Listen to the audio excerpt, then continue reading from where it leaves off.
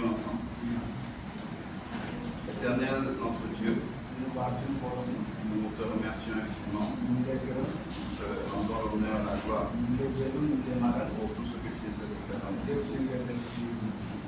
Prions, Seigneur, en ce moment, que ton Saint-Esprit descende par nous. Ce que nous allons dire aujourd'hui soit quelque chose qui vient de toi et que ça communique ton Saint-Esprit. Éternel Dieu des armées, nous prions pour en mettant ceux qui vont écouter ce message également. Ton Saint-Esprit soit sur la chasse afin que nous puissions avoir la compréhension et surtout le discernement. Merci infiniment pour toute ta bonté. Merci pour ta fidélité. Que ton Saint-Nom soit glorifié. Au nom de Jésus. Amen. Donc le thème de ce mois d'août, comme nous avons eu à l'écouter, c'est l'omniscience, l'omnipotence et l'omniprésence de Dieu. Ce sont des expressions qu'on ne retrouve pas directement dans la Bible. Certains se sont déjà certainement posé la question de savoir pourquoi est-ce qu'on ne trouve pas ces expressions dans la Bible. Parce que c'est tout simplement parce que ce sont des mots qui ont été inventés par l'homme pour essayer de décrire la grandeur de Dieu. Parce qu'il n'y a pas d'expression pour décrire la nature de Dieu. Ces attributs sont donc uniquement réservés à Dieu. Et ce sont des attributs qui décrivent son autorité suprême sur tout ce qui respire. Donc Dieu est omniscient, c'est-à-dire il sait tout. Il est omnipotent, c'est-à-dire il peut tout. Et il est omniprésent. Cela veut dire qu'il est partout. Ce matin, nous allons méditer sur une notion qui est souvent mal comprise, mais essentielle dans notre marche avec Dieu. Et c'est la crainte de Dieu. Cette crainte n'est pas une terreur, c'est-à-dire qu'on ne doit pas avoir peur de Dieu. Mais c'est un profond respect, une révérence et une adoration devant la majesté et la sainteté de notre Créateur. Nous allons explorer comment la crainte de Dieu se fonde sur ces trois attributs essentiels qui sont son omnipotence, son omniscience et son omniprésence. Nous allons tout d'abord commencer par la crainte de Dieu face à l'omniprésence de Dieu. Comme je viens de dire, Dieu est omniprésent. Il est partout en tout temps. Il est présent dans nos joies, tout comme dans nos souffrances, dans nos moments de paix et même dans nos moments, dans nos épreuves. Dieu est toujours là avec nous. Le psaume 139, verset 7 à 8, nous dit ceci: où irai-je loin de ton esprit? Et où fuirai-je loin de ta face? Si je monte aux cieux, tu y es. Si je me couche au séjour des morts, tu y voilà. Amen. Cette présence constante de Dieu devrait nous inspirer à avoir une crainte respectueuse de lui. Car nous ne sommes jamais seuls. Dieu est toujours avec nous, en nous observant, en nous guidant, en nous soutenant. Cette vérité devrait influencer chacune de nos actions, chacune de nos paroles et chacune de nos pensées. Savoir que Dieu est toujours présent doit nous encourager à mener une vie sainte. Car nous sommes toujours dans sa présence. Je pense que ici, les parents, ceux qui sont parents, ils aimeraient toujours que leurs enfants craignent leur présence. Pas que les enfants aient peur d'eux, mais que les enfants craignent leur présence. Excusez-moi de prendre comme exemple ce jeune garçon. Je vais prendre mon ami papa comme exemple. Nous tous, nous savons ici que papa c'est un garçon qui est très turbulent. C'est un enfant qui est très très turbulent. Mais ce n'est pas quelque chose qui est mauvais. Mon père me dit souvent quand un enfant est agité, c'est bien. Parce que quand au moment où il est malade, automatiquement tu sais. Donc, notre jeune garçon papa, quand vous constaterez que quand sa mère, ou bien quand son tonton Théo est dans les parages, il se tient tranquille. Mais aussitôt qu'ils ne sont pas là, ceux qui étaient là le 15 août dernier peuvent en témoigner. Il devient très très très turbulent. Parce que sa mère et son oncle ne sont pas là. Et c'est de la même manière que parfois nous nous comportons avec Dieu. Pour ne pas dire la plupart du temps. On a tendance à oublier que Dieu est à nos côtés à chaque instant. Alors que de la même manière que nous, les créatures, nous voudrons que nos enfants craignent notre présence. De la même manière que Dieu, qui est avec nous tout le temps, aimerait que nous craignions sa présence.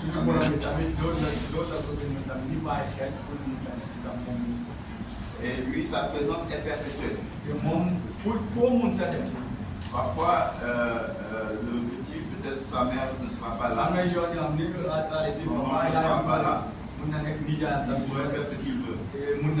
Mais nous, notre présence, la présence de Dieu dans notre vie est perpétuelle. Quand qu'on soit au marché, qu'on soit au travail, Dieu ne dort pas, Dieu ne somnole pas. Il est toujours avec nous. Et c'est la raison pour laquelle nous devons le craindre. Il sait toujours exactement ce que nous pensons. Et il est toujours capable d'accomplir ce qu'il est capable de faire. Le deuxième point que nous allons voir ce matin, c'est la crainte face à l'omnipotence de Dieu. Dieu est tout puissant. Dans l'univers visible et ce qui est invisible, tout est sous son contrôle suprême. Il n'y a rien qui est impossible pour lui. Et toute chose existe par sa volonté. La Bible déclare dans Jérémie 32, verset 13. Ah Seigneur, voici tu as fait les cieux et la terre par ta grande puissance et par ton bras étendu. Rien n'est trop difficile pour toi. Amen. Cette omnipotence de Dieu nous rappelle que nous sommes faibles et limités. Lorsque nous réalisons la grandeur, la puissance infinie de Dieu, nous ne pouvons qu'être saisis par un profond respect.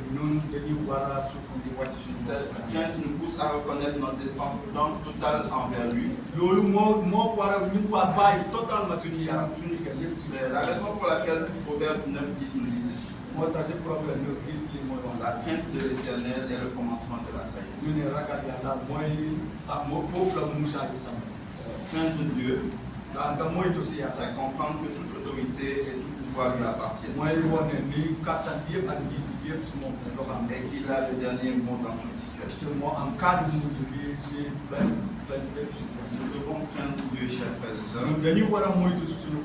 Je pense que Adam et Ève lorsqu'ils étaient dans le jardin, s'ils avaient compris l'étendue de la puissance de Dieu, je pense qu'ils n'auraient jamais suivi le diable dans son arnaque, en prenant ce fruit.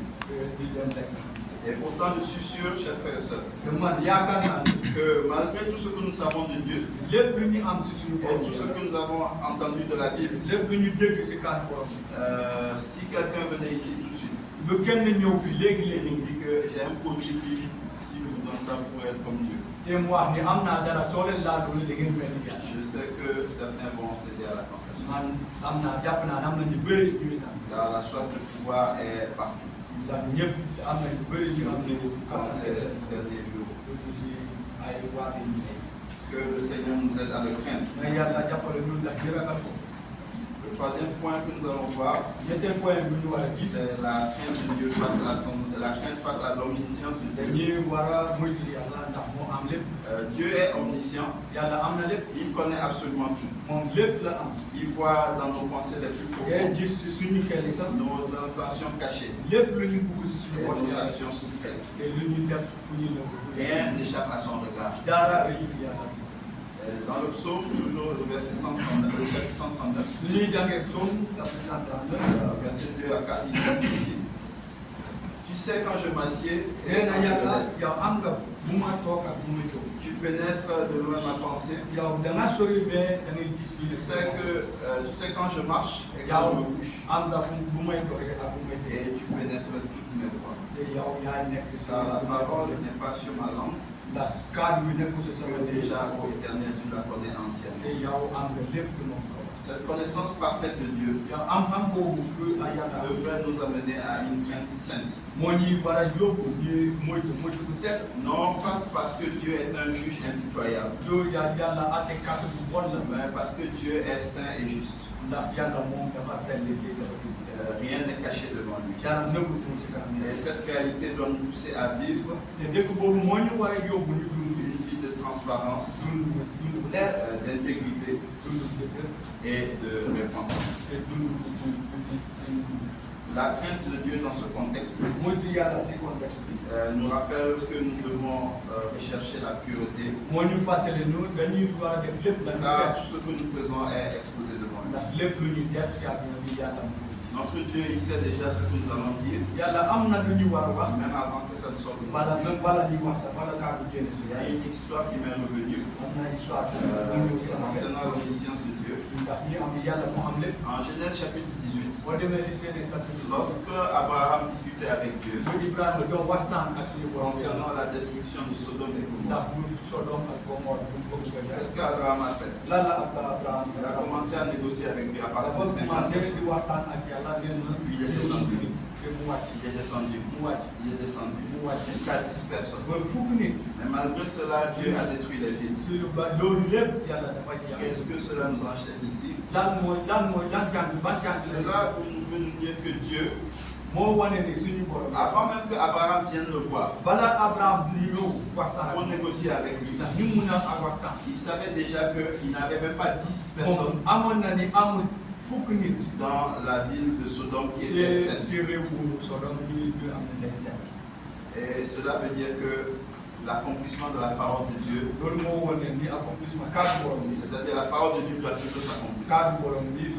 Lorsqu'il parle, ça s'accomplit. Comme lui-même il a dit en Ésaïe 55, verset 10 à 11.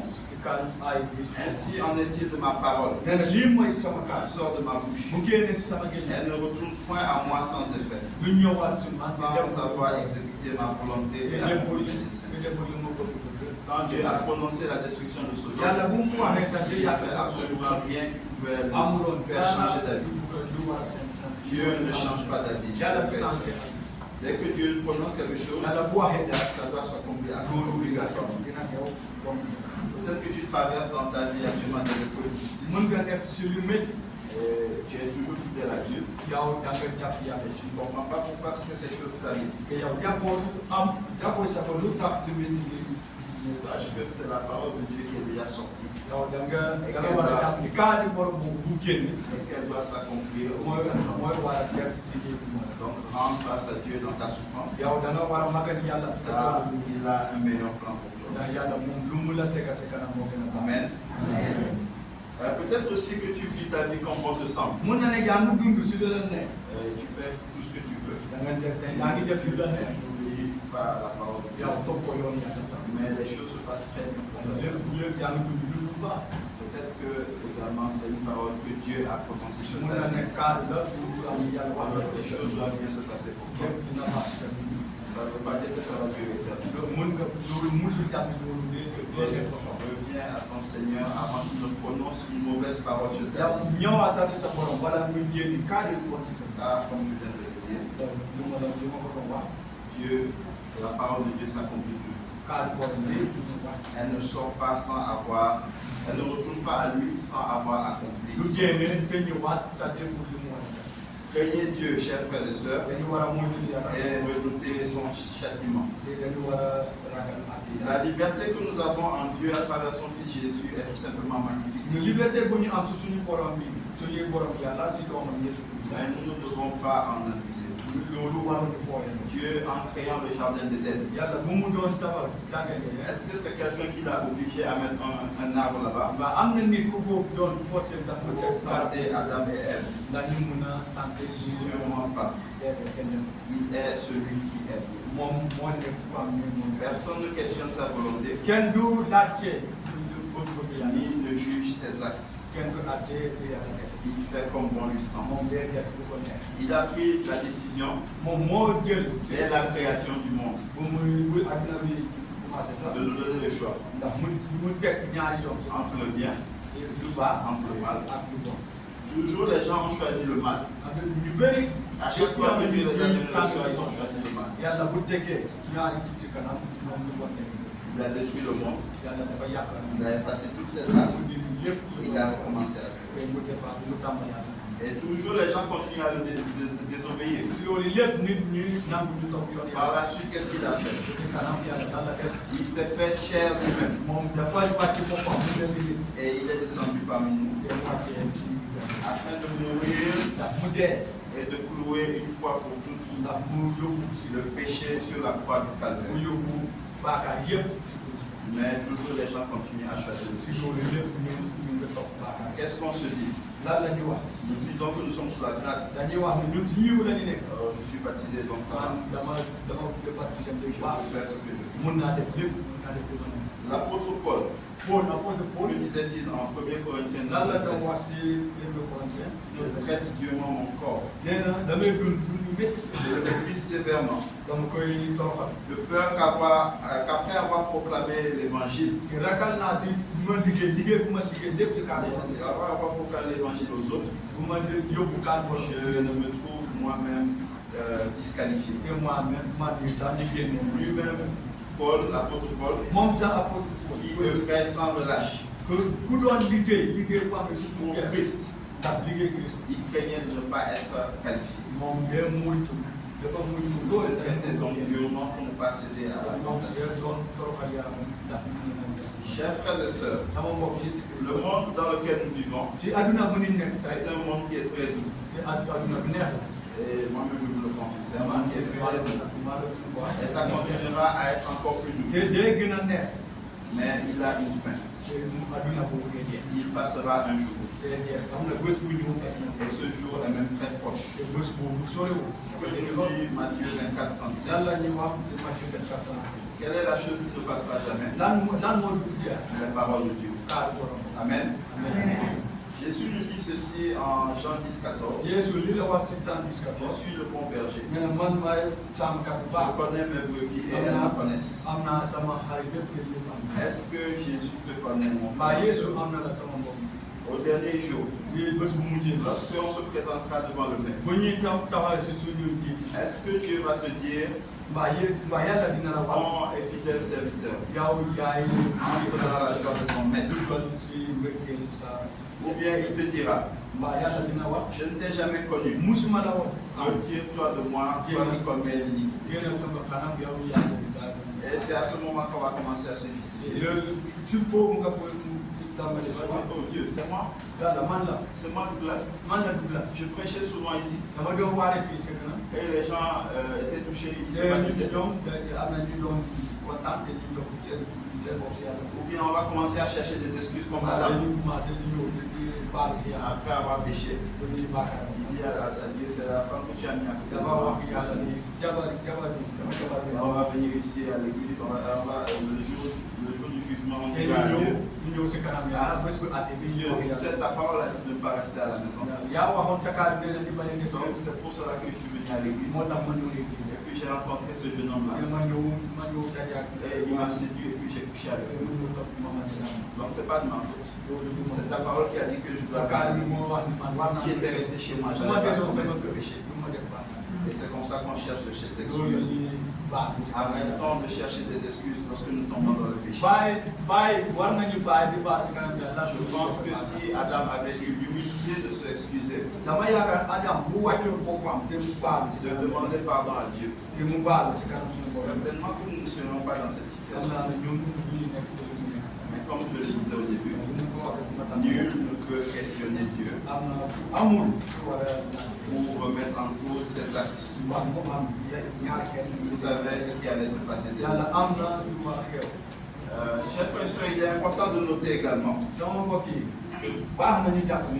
que notre Dieu, lorsque nous sommes face à la tentation, il y a le diable qui se tient à côté et il y a Dieu qui se tient à côté. Et Dieu est dans le rôle de l'accusateur face au péché. Et Satan a le rôle de consolateur face à la tentation. Il te dira ceci. Dieu te dira ceci. Rappelle-toi de mes paroles. Tu ne commettras point d'adultère. Fuyez l'impudicité. Le salaire du péché, c'est la mort. Et Satan, lui aussi, de son côté, te consolera en disant ceci. Rappelle-toi de toutes les fois que tu as péché. Est-ce que tu es mort? Non, tu n'es pas mort. Qu'est-ce qui t'empêche de faire encore? Et après avoir cédé à la tentation, les rôles s'inversent. Jésus devient le consolateur et Satan l'accusateur. Après, quand les regrets viennent, tu veux aller devant Dieu en prière. C'est là que le diable se tiendra devant toi et se dira, oh toi, regarde-toi. Tu penses que tu vas encore parler quelque chose que Dieu va dire. Tu penses que tu vas en parler en prière. Et voici, va te dire. Et Jésus, dans son rôle de consolateur, sera à bras ouverts en train d'attendre que tu viennes. Amen. Faisons attention, chers frères et sœurs, à cette dernière fois, souvent que nous disons non, je fais ça pour une dernière fois. Je vais aller en boîte de nuit une dernière fois. Avant, je vais arrêter. Je vais aller voir mon copain, ma copine. On va ce qu'on fait habituellement. Et après, je vais arrêter. C'est la dernière fois. Faisons attention à cette dernière fois. C'est peut-être cette dernière fois qui va t'emmener dans l'enfer. Ayons la crainte de Dieu, chers frères et sœurs, en acceptant qu'il est l'autorité qui commande tout ce que nous faisons. Ainsi, nous ne vivons pas dans le péché. Dieu n'est pas omnipotent, omniprésent et omniscient pour lui. Il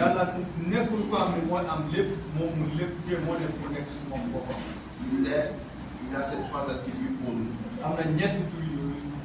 Car il se suffit lui-même.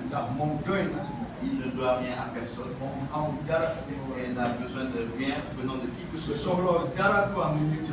Il veut juste que nous lui fassions confiance dans tous les aspects de notre vie, en sachant qu'il est à nos côtés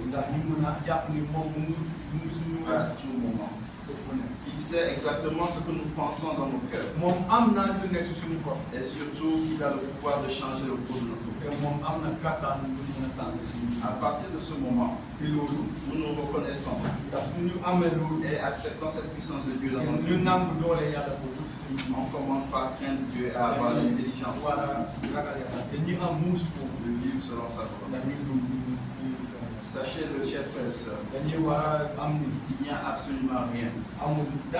Rien ici sur terre, rien en dessous de cette terre, et rien dans les cieux qu'on peut nous séparer de l'amour de Dieu. Ce n'est ni le péché, ce n'est ni la mort, car Dieu les a tous les deux vaincus. Amen. Prions donc que cette crainte de Dieu guide nos pas, afin que nous puissions marcher dignement devant lui. Et que tout ce que nous faisons soit pour sa gloire. Que cette crainte nous garde dans sa volonté parfaite, nous éloignant du mal et nous rapprochant toujours de plus de sa sainteté.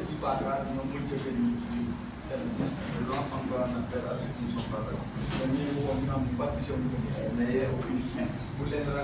Donnez votre vie à Jésus, afin que lors du dernier jour, Dieu ne vous dise pas qu'il ne vous a jamais connu. Que la grâce de notre Seigneur Jésus-Christ soit avec chacun d'entre nous. Amen. Amen.